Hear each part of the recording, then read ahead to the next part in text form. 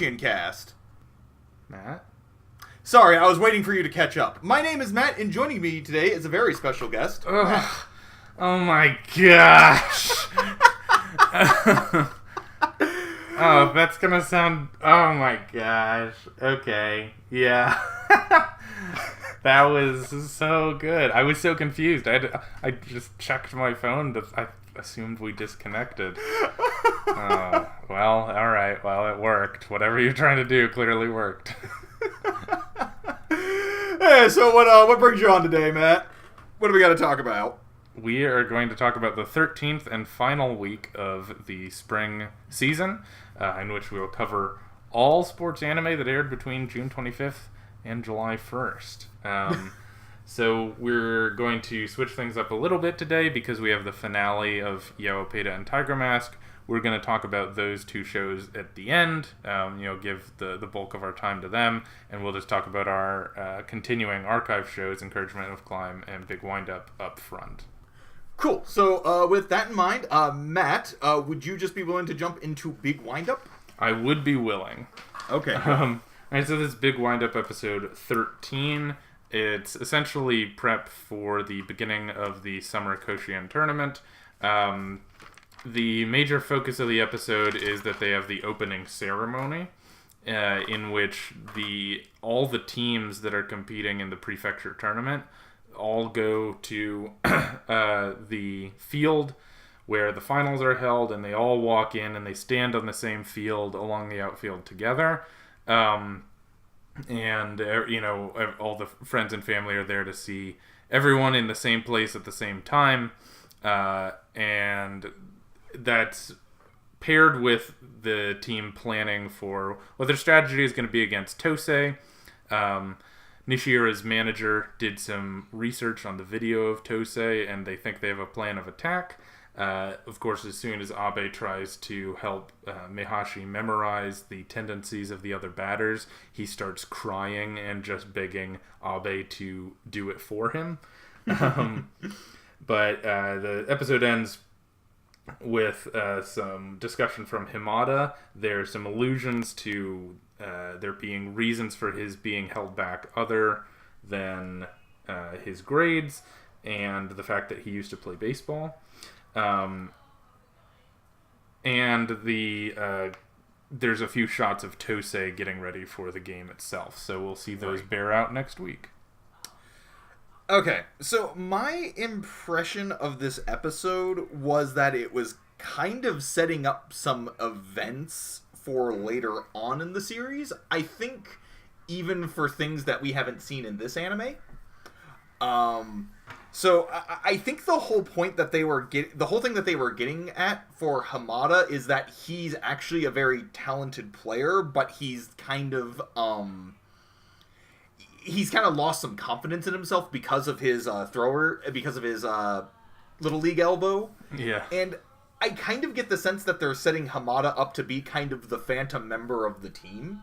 Yeah, like, is he the guy who comes in later and reveals that he's the true, most talented? Right, or, like, is he going to fulfill some niche that they don't have on the team? Because I know one of the issues that they have is that they don't have...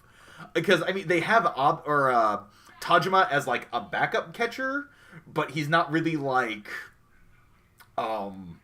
he's kind of, it's kind of something that he might be able to kind of wing for a little bit, but maybe not something that he's going to be terribly great at. Yeah, he's going to be terribly proficient at anybody but maybe Mihoshi. So it seems like Hamada would be a good role for them to fill as, like, a secondary catcher for them. But then again, it also sounds like he does a lot of throwing, so he might be a good secondary pitcher as well for the team. Right, but that's the thing, is that what he expressed is the whole reason he stopped playing was because he pitched too much, and he has lasting elbow damage because of that. Of course, he played in junior high too, and they said, like, oh, well, he found a way to get around it, so... and he just tried to sort of parry that comment and not bring it up.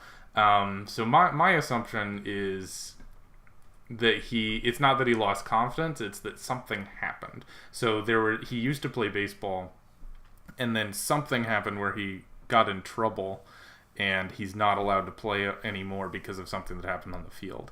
Right. Because Because, like you said, he was kind of avoiding why he got held back a year as well. Yeah, exactly. So it sounds like he might have actually gotten into a fight of some kind. Yeah, I mean, who knows? I don't want to speculate about Hamada's character, but even though that's kind of the point of this show. A lot of time was spent on this episode with Mihashi and Hanai's mothers talking. What did you glean from that? I kind of got the sense that the team was sort of growing in a way, because now because it's something that we don't see in a lot of sports anime is like the characters' parents actually taking an active role in the team. Mm-hmm. Even if they can't play, it feels like a very natural setup because it's like, okay, we're gonna start up a booster club for the for like all the parents of the members of the team. That feels like a very natural like addition to a normal like high school team. Mm-hmm. Where the parents get together and they they're kind of talking about how their kids are interacting and whatnot. Yeah, and they try and raise money for trips and that sort of thing. Yeah, exactly. And it's something that's always sort of just glossed over in a lot of sports anime because it's like, they just get the school just gives them the funding because they're a team on the rise or something like that. Yeah. But it felt like a very and that was kind of what I gained from it. It also, I thought it was also interesting as well because it kind of ties in with the fact that Momoe is actually, a woman. Like the head of, like, in Japan, I know in Japan, a lot, the genders tend to be very, like, isolated from one another. Like, men and women just, outside of, like, childhood friends or maybe coworkers, men and women do not interact that much, like, in an isolated setting. At least relative to the U.S. Yeah, exactly. At least relative to the U.S. So the fact that Momoe is a woman kind of gives her a more of an in with the booster club. It kind of it helps her connect with the rest of because it's generally going to be the team's mothers or whoever's the breadwinner or whoever's not the breadwinner in the family that they're going to be interacting with. And unfortunately in Japan that is generally the mothers. Right. So I kind of saw some connection there. I did kind of like the fact that that Hanai's mother had mentioned as well that Hanai, like, when he does talk to her, he generally talks very, very highly of Momoe. Yeah. I thought the characterization was funny of how he's really polite and composed and well-spoken in front of everyone except his mom. And I think we've all known someone like that because you could tell by the way that she acted that she was just so enthusiastic that he was embarrassed to be around her. Right. In public, and so he was, Mom, shut up! Stop complimenting me. But he's really nice and composed to everyone else. Right. I think that's, again, I like the inclusion of parents because it makes them seem like they're actually 15 and 16 years old. Right. Instead of most sports shonen, which are, because there are no parents, it treats them like they're fully independent and mature people. Which they're not. Right. Yeah, exactly. It's because it's, these are kind of the main days of our life. These are kind of our glory days. So, these are the days where we live most independently. But it's like, not really, actually. Mm-hmm. You've still got your parents always on the sideline, kind of giving you support in other ways. They still come to cheer for your games. Yeah. So, I did appreciate the fact that they actually are... it's kind of driving home what they had talked about the prior episode with the cheer club, with how their goal is to kind of keep the parents from being too dismayed, right, or disappointed. They're kind of there to keep them fired up. Yeah. What did you think about towards the end where Abe is trying to coach Mihashi on the opponent's batting approaches, and Mihashi just refuses to learn it? Or, like, weeps when he's told that he has to study? Right. I kind of got the sense that... I'm not entirely sure what I got from that. Let me go first, then. Okay, sure. So, one, it was one of those things where I was like, oh, right. I now I remember why I thought Mihashi was annoying, because it really is hard to sympathize with him when his argument is he's like, I don't want to learn about what anyone else, how I should pitch to anyone else because you'll just tell me. And he's just sort of like this learned helplessness, like how I am incapable of knowing anything. You have to know everything for me. Which it's interesting because Abe on one hand is frustrated because Mahashi refuses to learn, and that he's like, well, that's a lot of pressure for him to trust me completely. But at the same time, he's like, but I like it. He's like, it's kind of like, I enjoy the dependency. Yeah, exactly. I told him to depend on me completely, and now he is so good. But I'm not sure that's actually... I'm not sure whether we're supposed to agree with him that that's a good thing. You know, to me, it kind of... It sort of feels like an actual, like... how a romantic relationship almost shouldn't go. You're kind of starting to see the beginnings of that in here, just because it's like... You want to be dependent on another person, but you can't be too dependent on them, or else you're just not your own person. And I think that's kind of Mihashi's problem, is that he's becoming way too dependent on Abe. But at the very least, Abe is trying to force him to, like, come out of his shell more. Like, I appreciate that he doesn't just let Mihashi, just sort of, like, let him have his way. It's like, oh, fine, if you want me to know it all, I'll do it. Like, no, he's his insistent. It's like, no, you're gonna sit here and you're gonna learn 1 page of it, okay? Like, that's all I'm asking. Yeah. I did kind of appreciate as well, going along those lines, it's another one of those understated role. We got a little bit more backstory on the team manager, Shinazuka. Because what we during the opening ceremony, where she goes up to where all the other team managers are, and she's apparently friendly with one of them there, and there's kind of that little drop there where it's like, yeah, you were like really great on the softball team, but you still moved over to the. Well, I don't think they were saying that she only. I don't know. It was unclear to me whether they were saying that she only manages the baseball team, or if she manages the baseball team and plays softball. Okay, I kind of got the sense from that conversation that she's not on the softball team anymore, because the way that it was kind of phrased is like, you love baseball so much that you even though you were really great at softball, you're managing the team now. And I don't know if there would be enough... My understanding is that with a lot of clubs in Japan, and admittedly, a lot of this is you can't do 2.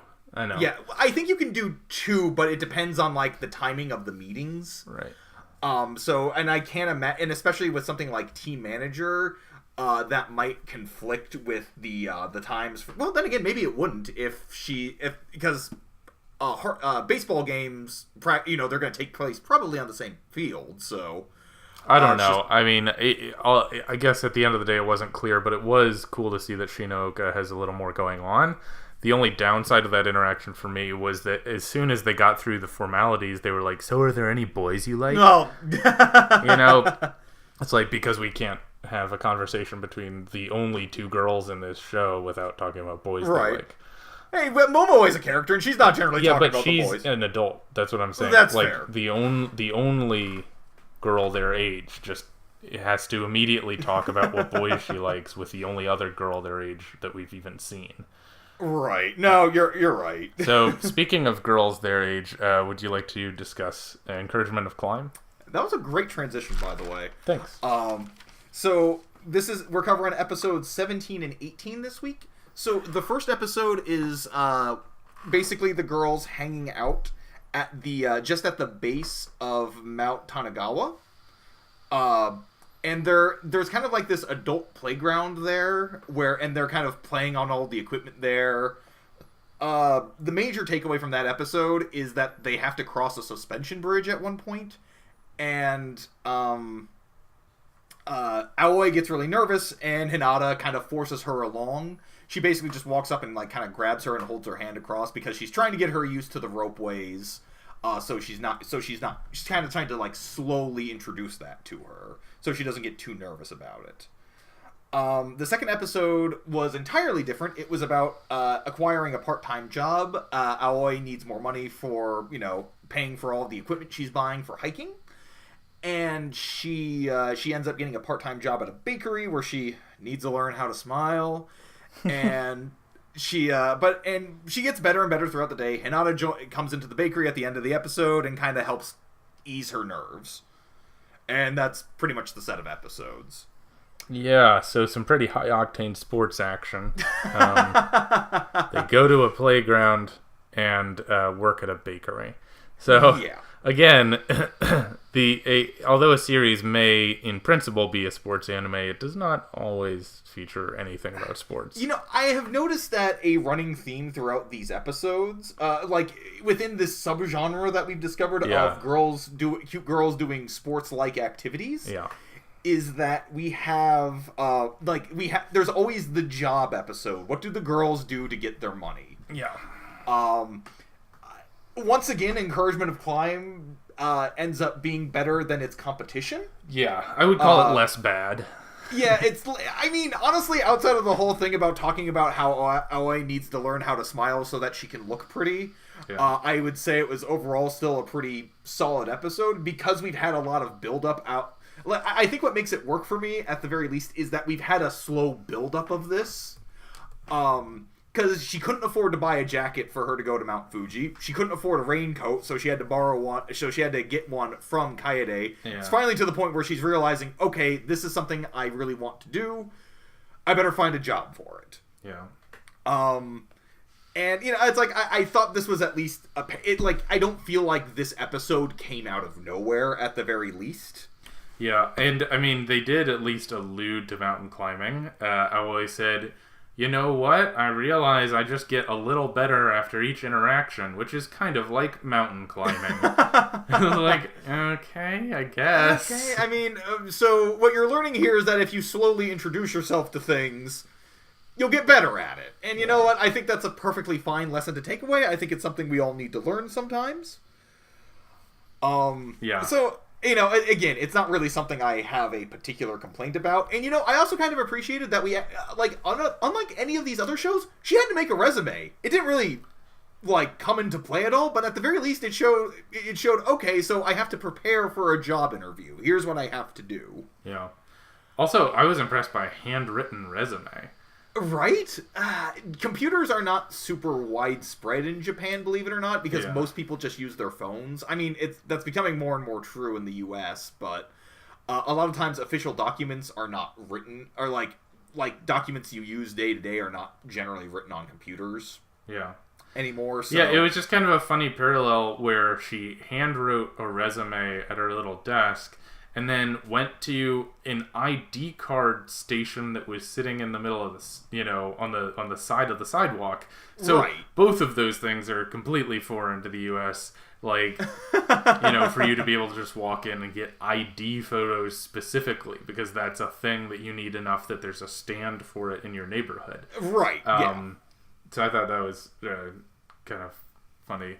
Yeah, in the U.S. it would be like, either they do it at home or they go to the library and print off a resume, because a handwritten resume would look like you're a crazy person. Right. And then if you get a professional photo, you're pretty much going to have, you're going to have to find one yourself, or you're going to have to either find a professional photographer, or I guess maybe go to a drugstore. Yeah, go to a drugstore, yeah. Anyway, I didn't really get much beyond that out of either of these. They felt fine for what they were, but they kind of stood alone. They didn't add a lot to me. It became clear, though, in these episodes that they're just trying to build up momentum so that the at the end of this season is when they get back to the top of Tanigawa. That's gonna be the mountain of their memories. Yeah, exactly. Which seems like, to me, honestly, a little bit of a letdown, because they went to Mount Fuji halfway through, and then everything after that is gonna be Well, remember, Matt, in a few days we are getting an announcement of a encouragement of climb event. So we may be getting season 3. So that may be something they're saving for then. Yeah. But yeah, I didn't really have much else to discuss about episode 17 outside of, once again, Hinata proves to be a better friend to Hinata, or Aoi seems to be. Hinata proves to be a better friend to Aoi. Yeah, exactly. Yeah, she seems like she's cavalier and thoughtless, but actually she wants to get Aoi used to heights. And it again, fine. But it is a little... we've seen this before. Couldn't it have been somebody else who did it? Yeah, exactly. Almost. The one thing before we move on to Yowamushi that I want to bring up is that playground had hills made out of trampoline. Like, what was that thing? I mean, I'm assuming that this is a real thing. Oh yeah, okay? It's gotta be. Like, I know what you mean. I have no idea what that was. It looked hilariously dangerous. Oh, yeah, absolutely. It also looked like a blast, and I would absolutely want to go to that. Yeah, I just don't know how those things bounce. Like, how does that work that you just have a hill that is a trampoline? I don't know. Because, yeah, it's like, it seems like you would be fine if you're at the very top, but then... Right, like, yeah, what do you do on the side? Like, doesn't everyone fall down because that's how gravity works? Like, I don't know. Yeah. Again, the series is a bit of an advertisement, and again, it's not a bad one because that park looked fun. Yeah, absolutely. It's like, I'd like to go there. Like, maybe I wouldn't make like a specific trip out there myself. I wouldn't fly to Japan specifically for that. But if you were in the neighborhood, yeah, totally. Yeah, it's like, hey, if I took another trip, I'd maybe mention it to like a friend of mine. It's like, hey, you want to go check out Mount Tanagawa? It's like, hey, you know what? Encouragement to climb, doing your job. Yeah, exactly. Although it might be inappropriate for us to go because it seemed like even they, as high school girls, were bigger and older than everyone there. Yeah, you might be right about that. I may be overreading the fact that it was an adult playground, and I may be... Yeah. I don't know, projecting a little bit on there because I kind of want to play there myself. Yeah, I think you would be very uncomfortable if you showed up there as like a large American man at this children's playground and you're like, it's just like the anime. Yeah, so I wouldn't necessarily recommend that on your next trip. You're probably right. Speaking of other things I wouldn't recommend, do you want to discuss Yowamushi? Yeah, let's talk about the final episode of Yowamushi this season. So Teshima ends up waiting for Minami so that they can finish the race because it would be much more honorable, I guess, if he just didn't keep going. And so the two end up having a neck and neck race to the finish. And then at the very end, we find out that Minami ends up winning the race by just a few milliseconds. Teshima is about to keel over, but instead, Inoda shows up just in the nick of time to catch him just before he falls over. And rather than being dismayed that Teshima lost, everybody on the Sohoku team seems very fired up about the fact that Teshima almost beat somebody as good as Minami on his own. And thus the final day of thus begins the final sprint to the end of the mountain. Or to the end of the first day, essentially. Right. Okay, so I have very mixed feelings on this episode. Mostly not great, but I will give it, before we launch into our attack on this episode, I will say one thing. It did break our expectations. Because we've been talking about for a while now about how Inoda was going to miraculously catch up somehow and beat Minami in the end. Yeah. And it did not do that. It somehow managed to make it worse. Yeah. But we didn't expect this. No. So let's talk about the major issue with this episode. So, Matt, if you would. Well, the major issue for me was that Onoda caught up, but he didn't actually accomplish anything by catching up. Right. Maybe that's not the major issue for you, but for me it was like... the episode was trying to celebrate, like, oh, good thing Onoda was there so that he could catch Teshima before he fell over, but, like, the race was already done, and the only thing Onoda did was work really hard and waste a lot of energy in order to not win. Not only just that, but basically keep an incredibly exhausted player in the race. Like, I know the theme of Sohoku is that, it's like, we ride together no matter what. But that wasn't Onoda's goal to catch up. Right. Also, Teshima wasn't in the race. He was just cooling down after he crossed the finish line. Right. That's the thing that got me is, like, he's allowed to pass out. He's done for the day. Like, that, like, yeah, he shouldn't collapse in the road. That would probably not be helpful. But, like, he doesn't... it's not like you need to help him finish the race because the race is over. Yeah, I know. Well, because they still have the final sprint up the mountain, so maybe they still need to have their one more person to help them pull. It seems really, really silly. Yeah. And it's, I don't know. I guess it was there to kind of make it seem like Onoda had accomplished something by sprinting on ahead. It kind of feels like to me the author almost changed gears when they were writing. Maybe they had wanted Onoda to catch gears. I was wondering if you'd catch that. And I was wondering if maybe the original intent was for Onoda to catch up for the final race against Minami, but maybe they changed their minds as they were writing it so that maybe Teshima could have his big moment. I don't know. For me, the big issue is the fact that Teshima actually waited for Minami. Yeah. Just because this would make more sense to me if this was something that was completely out of their control, or maybe something Teshima did on accident. Like maybe he accidentally bumped into Minami and he wiped out and he just kept going. And he was like, no, this isn't right. I didn't, this stinks. I didn't win. If I do win for this, it's not for realsies. No, Minami pushed his bike too far and snapped the chain. Yeah, he brought it on himself. Right. It's I don't think that there would be any shame in, sprinting on ahead and finishing out the race without Minami. Just kind of okay, great, I'm 20 seconds ahead of Minami. This will be fine.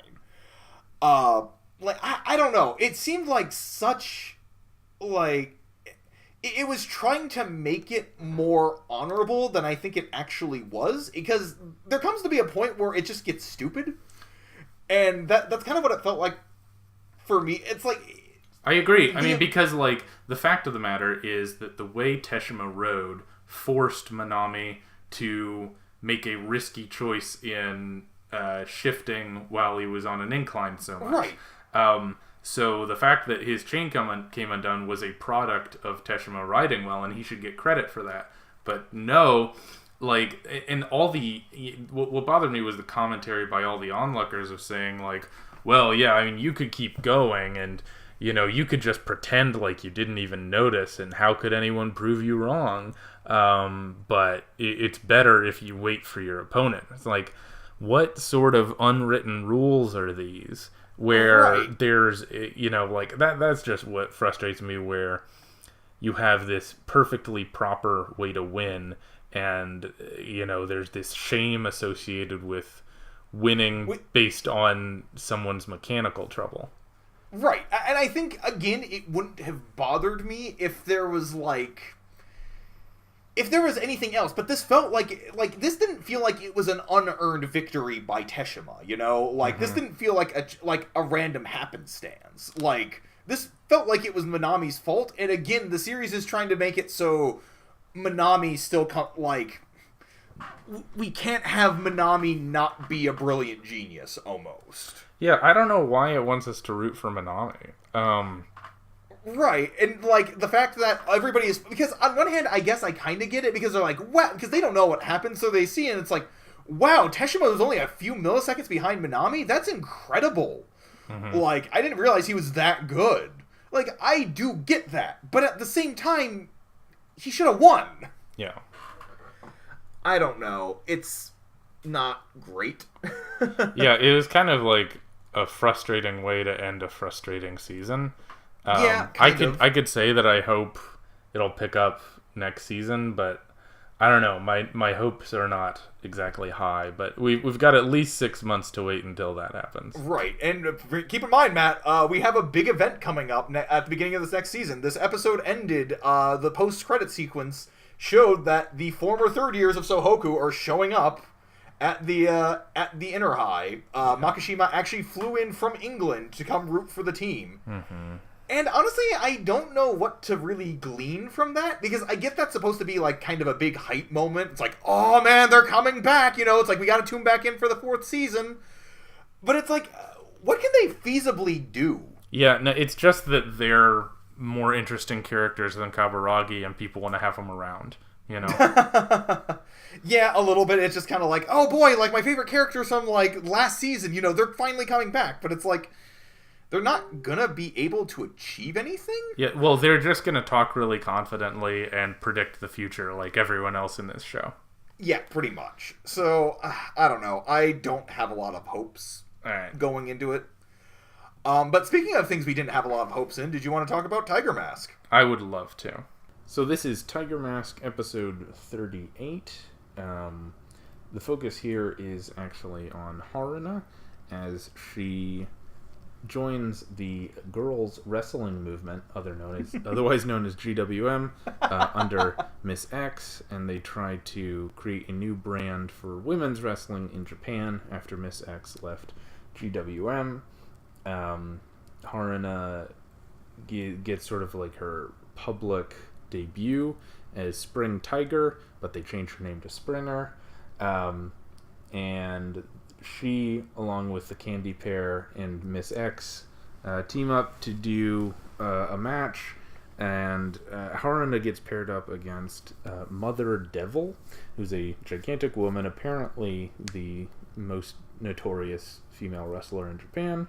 And despite having a tough time early in the match, she's able to turn it around and win, thus, you know, sort of beginning her career in wrestling full time. So that sounds like a somewhat normal episode in theory. Right. But the biggest thing to keep in mind is that this is not normal. There was nothing about this episode that was normal. Right. No. This was, like, we have constantly harped on and longed for the days of Red Death Mask. This was better than the Red Death Mask episode, and I can't believe I'm saying that about a Haruna-focused episode. Yeah, it was we were not looking forward to this at all, because we felt like, okay, the show got as good as it was going to get with that final fight with the third. Right. Why would they add one more episode just to shoehorn in another plot to try and beg for a sequel with some Haruna-focused material? The fact is that it worked. And now I want a sequel, because they managed to have quality animation consistently throughout the entire episode. Right. Which is no mean feat for this show. Right. And perhaps the bigger thing was that the script and the direction, it felt like it was a different show almost. Right. I mean, it felt like the ahead. show had a different director for this episode. Just the way that the camera was used in this episode a lot of times. It was used at all?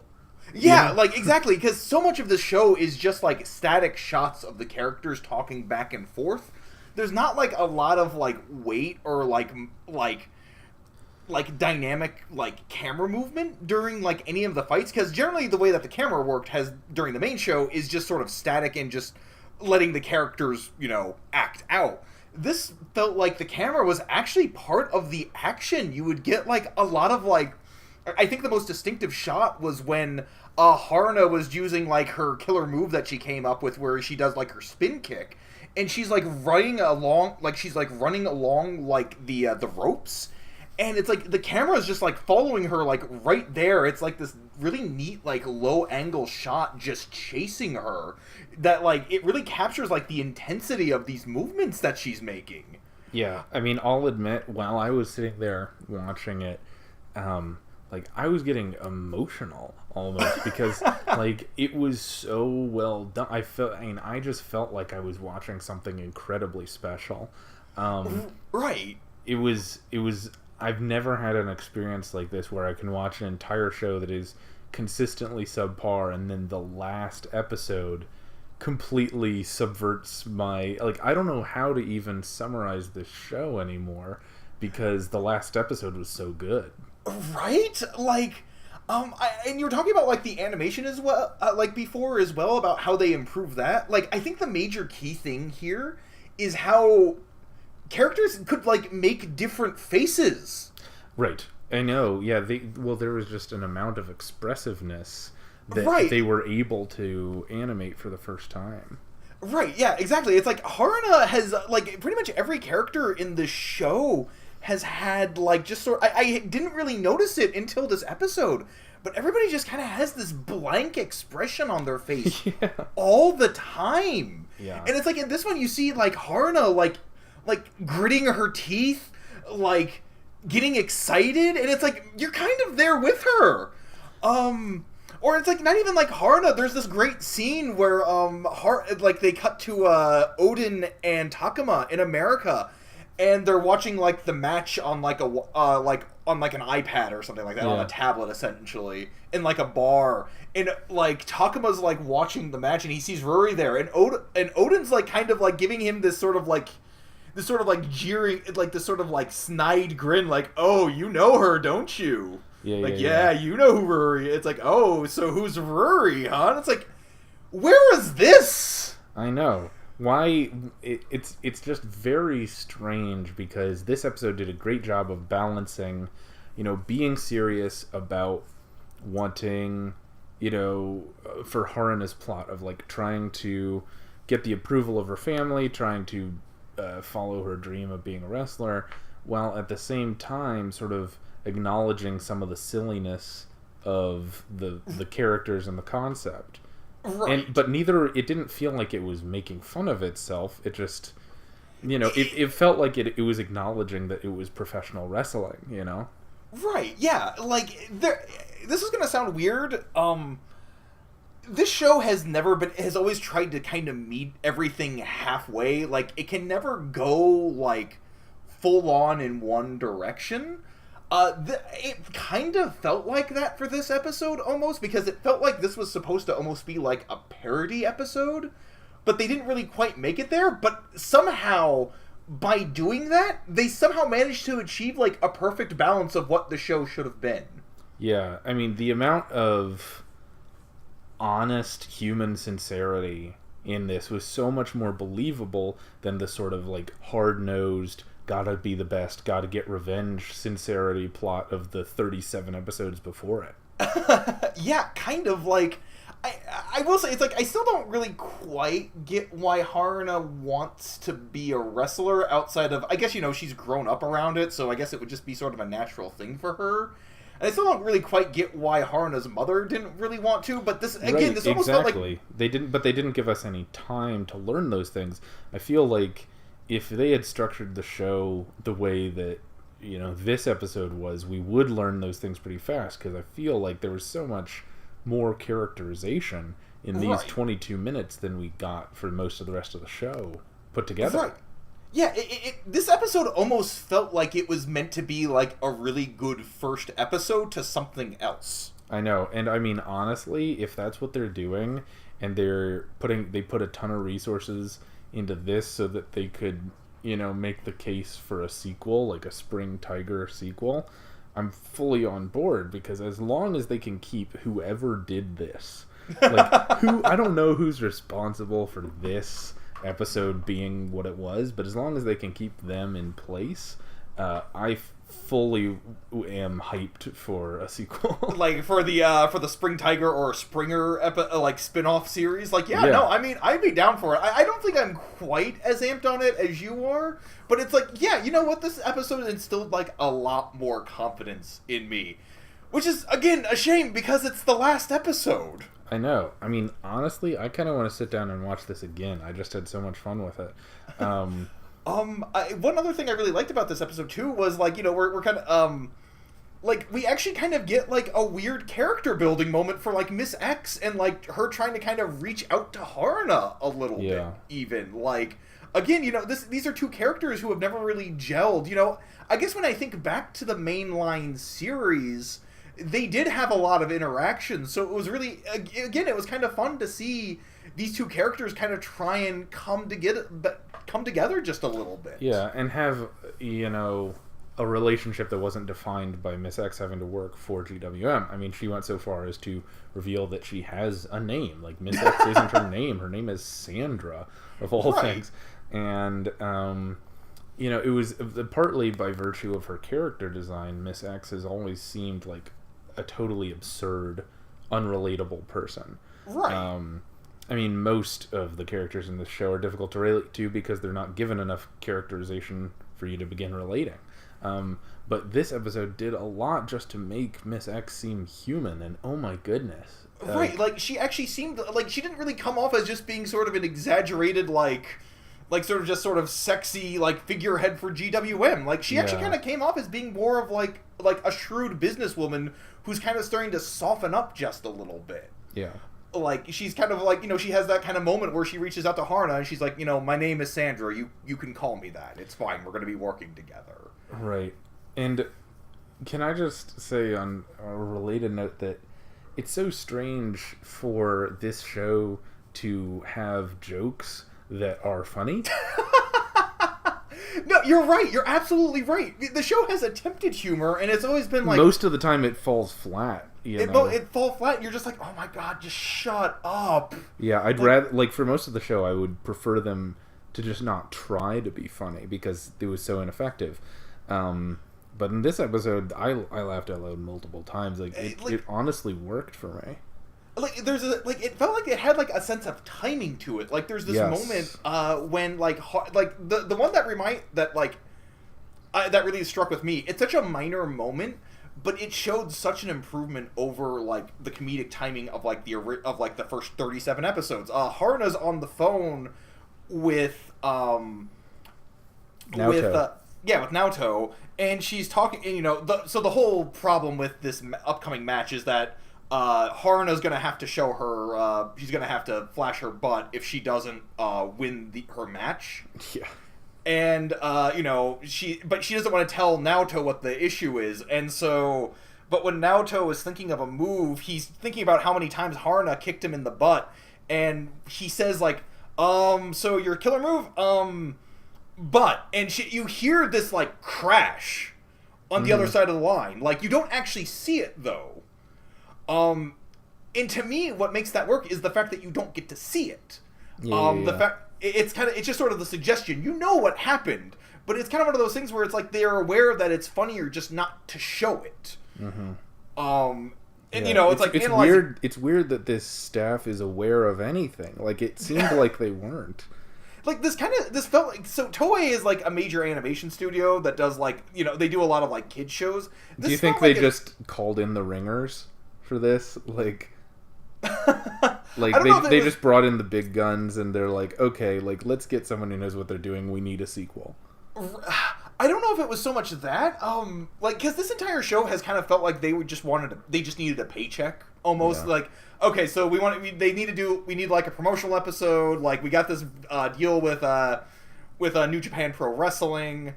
Like, yeah, this episode we have to talk about how funny and cool Makabe is. So yeah, exactly. So yeah, here's Makabe's episode. But this one actually felt like, yeah, it almost felt like it felt like a pitch almost. Like, see guys, this is what we can do if we want to keep it going. Because my understanding is Tiger Mask has actually been relatively successful. Yeah. So this almost felt like another pitch for another series. And again, like you said, they may have just brought in, like, okay, so we need, like, we need, like, the best people on staff for this episode. Yeah, who knows? I would love to see a narrative of how exactly this episode got made. I don't know. All I can say is that if you have any interest in the show, at some point you should check this one out. I think maybe when we do a review, we'll, like, highlight the 5 episodes to actually watch of Tiger Mask or something. I mean, I kind of feel like you could watch this one without even really watching the rest. Like, maybe it helps to have some context, but yeah. But yeah, it's like, no, this is really the episode. Like, I do feel like anybody who hasn't seen this show could at least, like, jump in and watch this. Yeah. But anyway, I think we have rambled on long enough, and we usually don't necessarily take this long, but it is the finale, and it was one of the strangest viewing experiences I've had. Yeah, just like this complete and utter turnaround on a single episode. I know. I almost felt like I was hallucinating. I'm like, this isn't Tiger Mask. This show isn't good. Like, what am I seeing? So Yeah, Matt. So thanks for joining me as always. I'm glad I could discuss Tiger Mask and I guess other things with you. I know, it's so weird. Okay, yeah. I will never get over the weirdness of that episode, but yeah, I am, as we speak, we've already had, 2 new shows premiere for the new season, so I guess it's time to get back to work. Yeah, we probably should get to watching. Alright, we'll see you all next week. Bye. Our logo design is by James Ratcliffe. The theme music is Fly High by Burnout Syndromes, covered and performed by Luke Bartka. You can follow KoshienCast on Facebook, YouTube, and Twitter, and our email is kosiencast@gmail.com. Make sure to subscribe, rate, and review. We will be back next week with the best and worst from the world of sports anime, and until then, keep training.